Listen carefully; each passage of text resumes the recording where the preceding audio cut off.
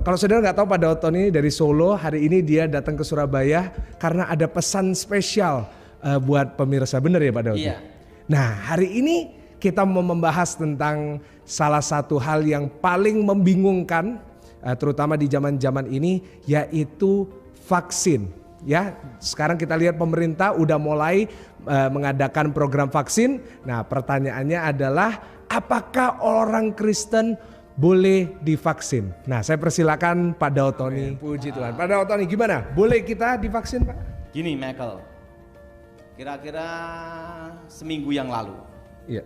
saya mendapat pesan Tuhan, penglihatan. Terus terang saya bukan pendeta Michael, dan saya juga bukan nabi. Iya. Saya hanya penyampai pesan, Iya. pesan dari Tuhan, messenger aja. Iya. Gitu. Iya. Dalam penglihatan itu jelas sekali bahwa 5 tahun ke depan semua akan terpapar, semua akan bekas terpapar dan terpapar, Oke. dan semua akan mengalami seleksi alam. Iya. Pertama, kalau vaksin itu kan virus dilemahkan, Iya. saat dimasukkan dalam tubuh, artinya supaya pernah terkena, Iya. betul? Betul. Untuk menghadapi virus. Nah, tapi virus itu dilemahkan. Yang kedua, kalau yang langsung terkena atau terpapar itu namanya kan adu sakti. Iya Pak. Adu saktinya gimana? Yang lolos hidup, yang kalah mati kan gitu. Jadi pilihannya terserah Anda. Kita tidak usah ribut antara vaksin dan tidak. Iya. Kita tidak usah ributkan masalah antikris atau ini, itu membingungkan. Iya. Karena yang tahu antikris itu datangnya kapan, munculnya gimana, itu urusan Tuhan. Setuju banget. Jadi kita tidak usah ributkan itu. Ya. Karena dalam penglihatan itu jelas sekali bahwa 5 tahun ke depan semua akan terpapar. Oke. Yang tidak terpapar hanya satu, Michael. Siapa Pak? Tinggal di hutan jadi Tarsan. Tidak ketemu orang. Setuju. Tidak ketemu orang. Ketemunya sama monyet Pak. Ketemunya sama binatang. Nah, Ya. yang tidak terpapar itu adalah orang yang tinggal di hutan. Ya. Yang jadi pertanyaan, apakah kita bisa dalam 5 tahun tidak ketemu orang? Ya. Nah, dan 5 tahun ke depan sampai 10 tahun bahwa virus corona ini akan jadi sama seperti virus flu biasa. Ya. Karena apa? Semua kena. Ya, ya. Semua pernah terpapar Ya. gitu loh. Seleksi alam tadi. Seleksi alam tadi. Jadi tidak usah diributkan. Vaksin atau tidak. You tidak mau vaksin ya sudah. Ya. Adu sakti kan gitu. Setuju.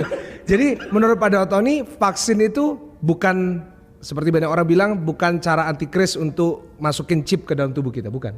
Tuhan tidak memberitahu saya hal itu. Ya. Oke. Tuhan tidak bicara tentang vaksin. Yes. Anda yang tidak mau vaksin, tidak usah ribut. Setuju. Anda yang mau vaksin, tidak usah ribut juga. Ya. Yang berdoa dulu. Tapi yang tidak vaksin, adu sakti. Karena seleksi alam gitu. Setuju loh. Pak. Jadi waktu penglihatan itu jelas sekali bahwa 5 tahun ke depan sampai 10 tahun. Semua bekas terkena, semua bekas terpapar selama bertemu dan berkumpul. Ya. Kita sebagai hamba Tuhan, kalau kita tentang vaksin atau tidak, urusan kita itu menyampaikan berita Injil, Men. bukan ngurusin vaksin itu. Benar Pak. Gini loh, Setuju. jadi saya tuh kalau kita ini hamba Tuhan, nyampaikan aja firman Tuhan, Injil kerajaan Tuhan. Amin. Percaya Yesus. Nah, ya udah percaya Yesus, Injil diberitakan. Nah, karena antara vaksin dengan Alkitab, di Alkitab tidak tertulis vaksin itu loh. Setuju Pak. Pada zaman itu belum ada vaksin ya. Iya, jadi tidak usah diributin Yes, gitu loh. yes. Jadi yang penting itu apa? Kalau Anda tidak mau divaksin, Oke. ada seleksi alam. Oke. Nah, divaksin pun juga ada seleksi alam. Ya. Kalau saya sih terus terang siap untuk seleksi alam. Oke. Yaitu apa? Berarti adu sakti. Adu sakti. Iya Pak. Berarti adu sakti Iya, gitu Pak. loh. Nah, vaksin atau tidak itu urusan belakang. Iya. Nah, tapi apapun resikonya harus saya hadapi gitu. Iya. Kapan Tuhan datang, kita sudah siap. Amin. Jadi tidak usah diributkan kiamat. Siap Pak. Nah, karena apa? Dari dulu kan orang ribut akhir zaman Benar, terus. setuju banget. Ya. Nah, dan dari dulu saya memang tidak suka berdebat. Setuju. Dan ngapain ribut-ributin kiamat? Setuju, Pak. Mau ngurusi hidup kita sendiri aja pusing kok. Itu yang saya maksud, iya. Tidak usah banyak-banyak. Kita ngurusi hidup kita sendiri itu udah pusing kok. Setuju. Nah, Iya. jadi lebih baik kita memberitakan Injil. Iya. Amen. Kapanpun Tuhan Amen. datang, Amen. kita Amen. siap. Amin. Nah, Iya, iya. jadi kita ndak usah ributkan kapan kiamat. Iya. Kita ngurusin besok aja udah pusing. Benar. Soalnya ada yang bilang, Pak, corona ini adalah awal dari antikris dan karena katanya Maret ini pengangkatan. Nah, ada pihak-pihak yang bilang Maret ada pengangkatan, setelah itu masa sengsara. Nah, saya mau memastikan sama Pak Dr. Yang ini gimana? jelas Tuhan dah beritahu saya Ya. 25 sampai 50 tahun ke depan. Ya. Jadi saudara berpikir sendiri. Ya. Jadi tidak Setuju. usah ribut tentang kiamat atau pengangkatan. Setuju. Vaksin atau tidak vaksin, tidak usah ribut. Yes. Karena 5 tahun sampai 10 tahun ke depan semua terpapar. Ya. Dan yang jelas sekali 25 sampai 50 tahun lagi akan muncul virus baru. Ya. Dan virus itu akan lebih ganas melebihi virus yang sekarang. Wow. Ya. Tetapi itu akan dihadapi dengan daya tahan tubuh. Nah, jadi saya menyampaikan pesan ini bukan hanya untuk generasi sekarang, tetapi generasi masa akan datang. Benar. Iya, hari ini tema firman Tuhan saya beri tema yaitu vaksin dan antikris ya. Ada begitu banyak pertanyaan yang muncul hari-hari ini saudara, sampai saya juga bingung ya. Orang semua bertanya, Bu tolong dong jabarkan bagaimana ini, kita semua takut tentang vaksin ini Bu. Karena ada begitu banyak nubuatan, ada begitu banyak orang yang dikasih mimpi sama Tuhan untuk tidak divaksin. Ya, ada begitu banyak hal yang kontroversi lah, dan umat itu jadi bingung. Jadi Ibu tolong dong, saya ini sudah ditanya banyak sekali orang itu yang WA, tetapi udah lama. Tapi saya belum menjawab. Kenapa saudara? Saya tuh berdoa kepada Tuhan. Saya bilang, Tuhan, saya itu nggak mau menyampaikan sesuatu yang hanya karena ikut-ikutan pendeta lain, yang hanya karena ikut-ikutan pendeta besar, atau hanya karena dari cara saya berpikir sendiri. Saya lama bergumul, saudara. Tuhan kasih saya hikmat untuk apa yang harus saya sampaikan. Kenapa saudara? Karena kita ini hamba Tuhan tidak boleh sembarang berbicara. Kalau itu salah, ya bukan dari Tuhan atau bagaimana, ya kita juga yang bertanggung jawab, karena saya percaya ada begitu banyak orang yang sedang ketakutan hari-hari ini. Baik saudara, ya sebelum kita lanjut berbicara tentang vaksin dan antikris ini, saya pengen dulu membuka wawasan kita semua hari ini. Kita bicara secara fakta yang sudah terjadi supaya saudara tidak ketakutan berlebihan dan memandang semua ini sesuatu yang bagaimana. Tetapi kita juga tidak boleh lengah dengan tidak berjaga-jaga. Sampai hari ini saya tetap percaya ini adalah masa-masa pemurnian. Namun sebelumnya kita akan sama-sama belajar dulu saudara dari sejarah yang sudah terjadi. Ya, sebenarnya pandemi ini saudara ya sudah beberapa kali terjadi di dunia ya. Dari ratusan tahun yang lalu itu sudah terjadi yang namanya pandemi ya, atau satu penyakit menular yang itu mewabah sampai ke seluruh dunia, makanya disebut pandemi. Jadi bukan hanya virus corona, catat baik-baik, yang namanya pandemi itu sudah pernah berlangsung beberapa kali di seluruh dunia. Ya, bahkan kita nanti lihat saudara ya apa yang terjadi. Ya, secara umum ya pandemi itu memang berdampak sangat besar dan luas, makanya disebut itu pandemi karena dia memakan korban jiwa juga yang banyak dan menjangkiti hampir seluruh dunia. Saudara, ya dari apa yang sudah saya paparkan hari ini, kita mengerti bahwa ternyata ya penyakit-penyakit ini, pandemi ini sudah pernah terjadi bahkan ribuan tahun yang lalu. Ya, bahkan 1.500 tahun yang lalu itu pandemi tercatat yang sangat menggemparkan dunia tadi di awal, yaitu pes ya. 20 hingga 50 juta orang yang menjadi korban kematian, 20 hingga 50 juta orang. Corona ini ya hari ini mencapai 2 juta, jauh sekali perbandingannya dengan 20 hingga 50 juta orang. Lalu yang wabah-wabah berikutnya itu cacar, kolera. Saudara, ketika cacar, kolera juga menjadi pandemi, iya, bahkan menjadi penyakit yang membunuh pada saat itu. Lalu dunia kesehatan, para ahli mulai mencari vaksin untuk bisa menemukan. Ya, makanya sekarang kita itu, saya ingat waktu saya melahirkan anak, dari kecil itu sudah langsung divaksin kan, diimunisasi namanya. Ya, vaksin itu sebenarnya sebutannya kalau kita masih kecil dulu itu imunisasi, imun ya. Jadi saudara kita, saya dulu waktu baru punya anak, lahir anak itu kan kita ikut tuh vaksin-vaksin itu ya, dari dokter menganjurkan untuk imunisasi. Makanya akhirnya timbullah vaksin cacar, imunisasi cacar. Dari kecil kita sudah diimun, begitu lahir berapa bulan. Bahkan dulu saya itu pernah diimunisasi cacar atau divaksin cacar itu saya ingat banget waktu masih SD. Ya, waktu masih SD tiba-tiba penyakit cacar menggempar lalu kita semua disuruh cacar, ya harus divaksin cacar. Kolera, ya juga ada imunnya, ada vaksinnya, kita sudah langsung divaksin kolera. Ya, bayi itu kalau lahir saudara berapa bulan kemudian itu anak saya dulu setiap bulan balik. Ya vaksin ini, vaksin ini, vaksin ini, vaksin ini. Sekarang berkembang lagi ada yang namanya vaksin virus HIV, lalu berkembang lagi ada yang namanya vaksin ya TBC, vaksin ini sekarang ada yang namanya vaksin ya pneumonia dan lain sebagainya. Ini kan terjadi karena memang ada kasus-kasus pandemi. Nah, bagaimana dengan corona ini, saudara? Ya, ini pun menjadi satu pandemi yang terjadi, ya, dan akhirnya menyebar ke seluruh dunia sehingga para ahli kemudian memikirkan bagaimana supaya timbul satu vaksin untuk bisa mencegah penularan yang terlalu banyak. Kalau dibiarkan terus bisa bertambah korban jiwanya.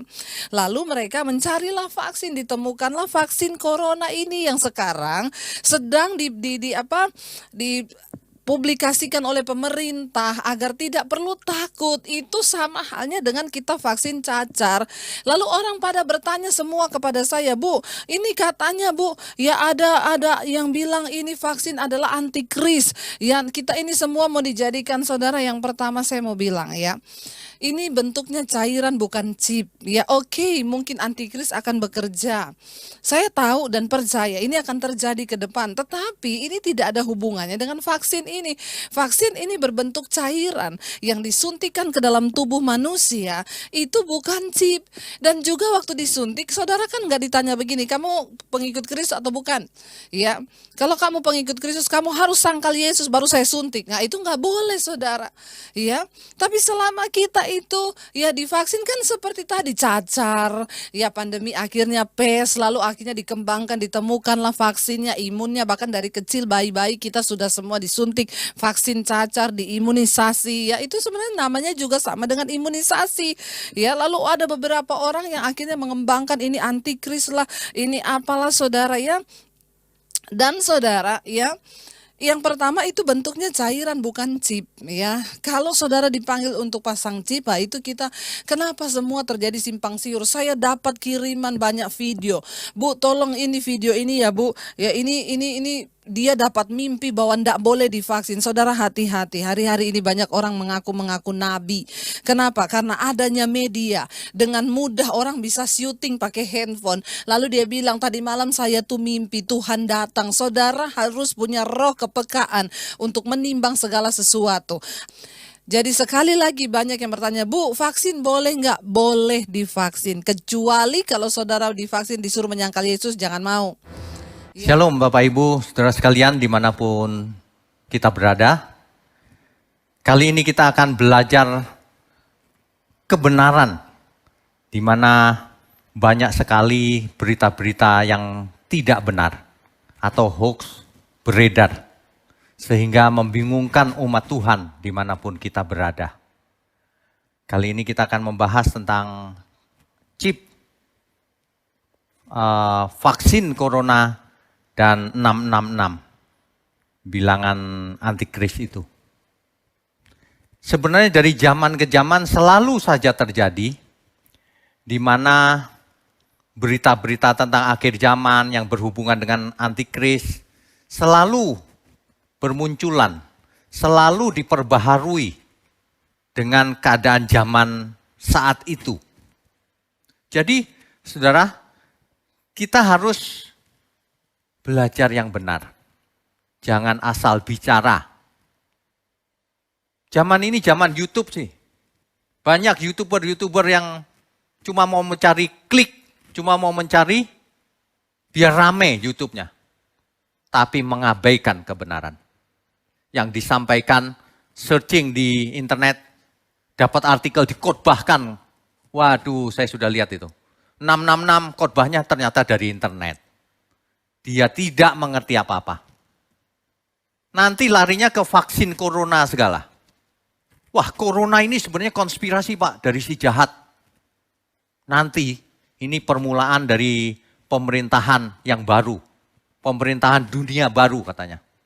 Nanti antikris akan memerintah seluruh dunia. Buktinya seluruh dunia sekarang dikendalikan. Katanya begitu. Buktinya lagi semua orang sedang di-scan jidatnya. Hati-hati Pak, next-nya itu ditanam chip di jidatnya. Sekarang latihan dulu di-scan jidatnya katanya. Waduh, ini benar-benar loh. Dia tidak tahu apa yang dia katakan. Gak ngerti tapi ngomong. Ini, banyak orang zaman sekarang tidak mengerti tapi berani bicara. Karena rupanya dia YouTuber. Hanya cari sensasi.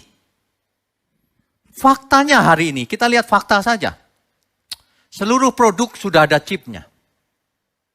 Sudah ada barcode-nya. Bahkan transaksi yang dahulu dikatakan antikris akan menghilangkan uang tunai, cashless society, hari ini siapa sih yang nggak pernah beli di internet? Lewat cashless, kita bayarnya cuma ngetik, sudah bayar. Tidak pakai uang tunai.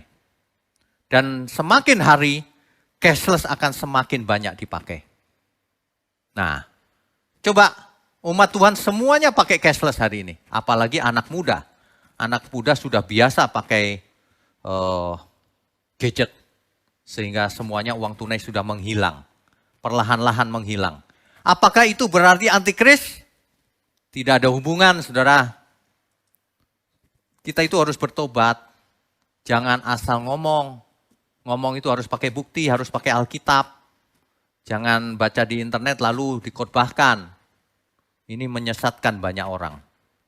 Lagi pula kita malu loh kalau ngomong sesuatu yang tidak sesuai kebenaran. Apalagi tidak tahu apa-apa tentang chip, tapi ngomong tentang chip. Ini aneh loh, saudara. Ya, jadi kalau hari ini kita pakai chip, pakai barcode, pakai uang non tunai, bukan berarti antikris, tidak ada hubungan dengan antikris. Pada kesempatan ini kita akan belajar yang benar tuh bagaimana sih.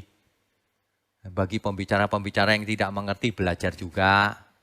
Jangan asal ngomong, nanti kita dihakimi loh di hadapan Tuhan. Mulut kita itu dipakai jangan untuk menyebarkan hoax, tapi menyebarkan kebenaran.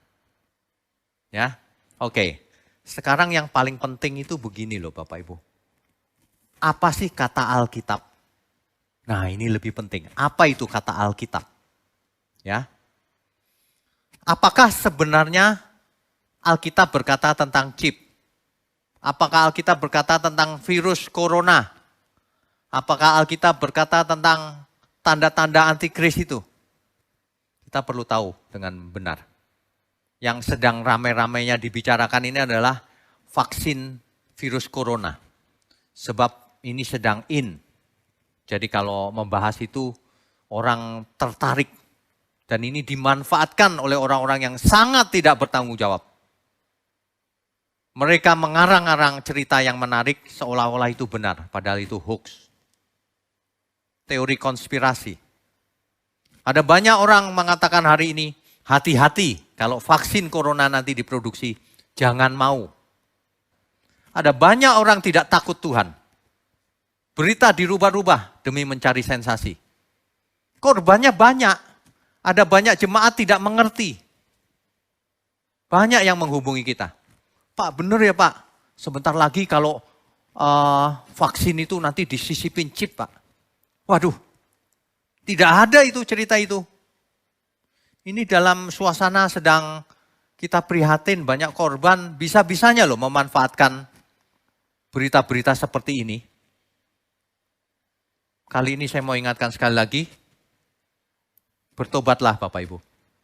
Siapapun Bapak Ibu yang membuat hoax, bertobatlah. Para pengkhotbah jangan berkhotbah sembarangan. Kalau nggak ngerti jangan khotbah.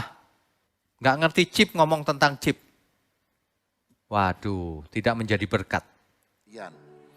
Saudara sekalian, pada hari Rabu tanggal 13 Januari 2021 yang lalu, Bapak Presiden Joko Widodo menjadi orang pertama yang secara resmi di Indonesia menerima vaksinasi COVID-19. Dan sejak hari itu mulailah proses vaksinasi COVID-19 secara nasional di seluruh Indonesia. Namun masih ada orang-orang Kristen yang bertanya, apakah boleh saya divaksin COVID-19? Bukankah katanya ada microchip 666 yang sudah dimasukkan, ada barcode di dalam vaksin tersebut dan sebagainya. Karena itulah pagi hari ini saya akan menyampaikan firman dengan judul, bolehkah orang Kristen divaksin COVID-19? Namun sebelum menjawab itu saya ingin memberikan gambaran yang lebih luas bagi saudara. Saudara sekalian, pada akhir tahun 2019 yang lalu telah muncul virus corona atau lebih dikenal dengan nama COVID-19 yang merupakan singkatan Coronavirus Disease 2019. Dan itu dimulai dari sebuah kota di China yaitu Wuhan, dan kemudian menyerang sistem pernapasan dan paru-paru. Akhirnya ini merebak menjadi pandemi dunia. Lebih kurang 200 negara dunia telah terjangkit dengan virus COVID-19 ini.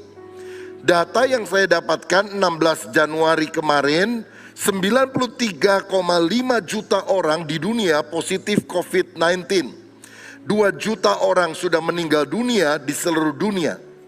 Di Amerika Serikat saja, negara yang paling tinggi persebaran COVID-nya, 24 juta orang sudah tertular dan 400 ribu orang meninggal. Di Indonesia angkanya lebih kecil, tetapi hari-hari ini kasus penularan makin berkembang. Dan kita perlu berdoa dan berjaga mengenai hal semacam ini. Nah, jadi dalam setiap kesulitan orang pikir akhir zaman. Kadang kalau lagi senang lupa akhir zaman. Kalau lagi susah langsung dihubungkan dengan akhir zaman. Lukas 21 ayat 9 berkata demikian, dan apabila kamu mendengar tentang peperangan dan pemberontakan, janganlah kamu terkejut, sebab semuanya itu harus terjadi dahulu. Tetapi itu tidak berarti kesudahannya akan datang segera. Jadi ayat ini menunjukkan bahwa penyakit sampar ataupun penyakit menular seperti COVID mestinya kita lihat bukan sebagai tanggal akhir zaman, tanggal kedatangan Yesus, tapi itu merupakan tanda mendekati akhir zaman.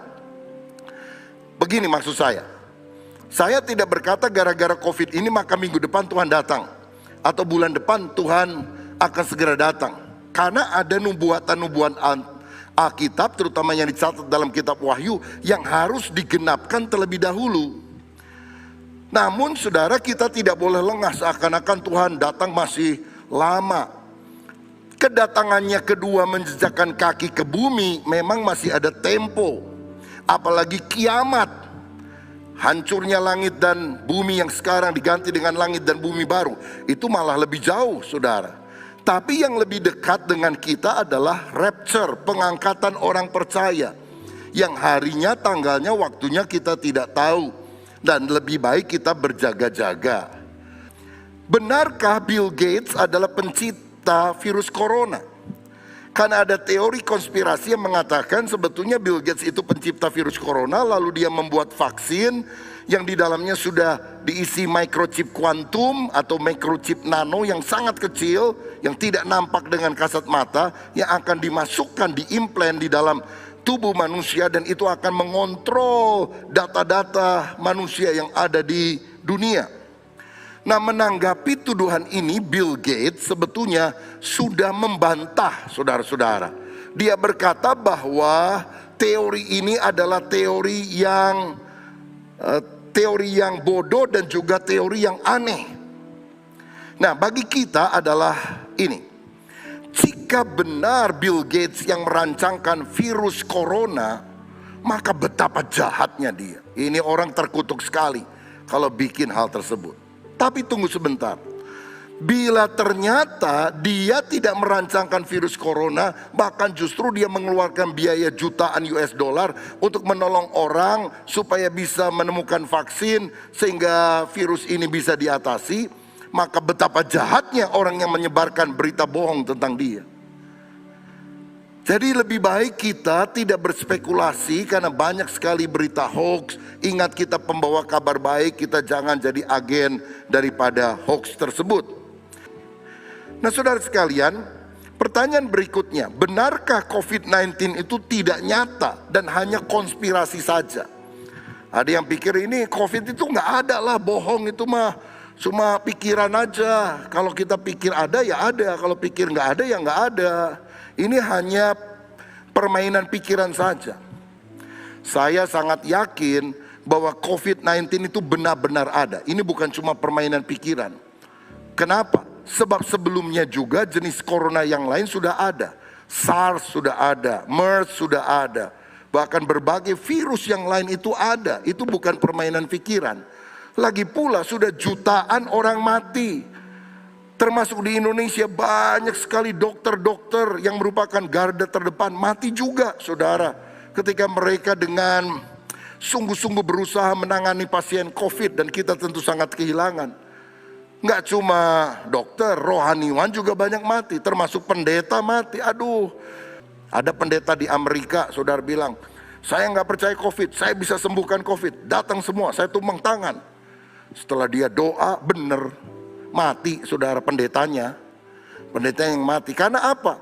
Ini adalah sesuatu yang nyata. Ada seorang dokter ngomong begini, kalau Anda masih ragu COVID itu ada, oke, ikut saya ke rumah sakit, karena tiap hari saya lihat orang-orang pasien COVID, saya harus pakai ventilator, saya harus menjaga di sana sampai orangnya mati. Jadi kalau Anda masih nggak percaya, ikut saya, dan supaya lebih meyakinkan, kita semua pakai APD, Anda sendirian jangan pakai APD, ya masuk ke ruangan itu, pasti deh yakin bahwa virusnya benar-benar ada. Nah, selanjutnya saudara sekalian, bolehkah kita divaksin COVID? Nah ini inti daripada pertanyaan yang saya mau jawab. Saudara, apa itu vaksin? Vaksin adalah virus yang sudah dilemahkan, yang kemudian akan memunculkan antibodi untuk mengalahkan virus. Kan banyak yang bilang, ini nanti DNA manusia berubah. Kalau Anda sudah disuntik, nanti Anda seperti zombie yang akan diarahkan. Engkau tidak akan cinta Yesus, kita tidak akan merasa hadirat Allah. Saudara, saya dengar dari beberapa rekan di Amerika yang sudah 2 kali divaksin anak Tuhan. Waktu ditanya gimana, masih cinta Tuhan Yesus, lebih cinta Tuhan katanya. Jadi ini banyak hoax-hoax yang beredar, dan kadang-kadang kita kok bisa percaya berita bohong. Ingat, sumber kebohongan adalah iblis. Iblis adalah bapa segala dusta. Tujuannya apa? Membuat takut manusia. Padahal Alkitab berkata, Tuhan tidak memberikan kepada kita roh ketakutan, tapi roh yang membangkitkan keberanian, kuasa, dan juga ketertiban. Nah dulu ada banyak penyakit yang mematikan, tapi kita bisa atasi sekarang dengan hikmat Tuhan melalui penemuan obat dan vaksin.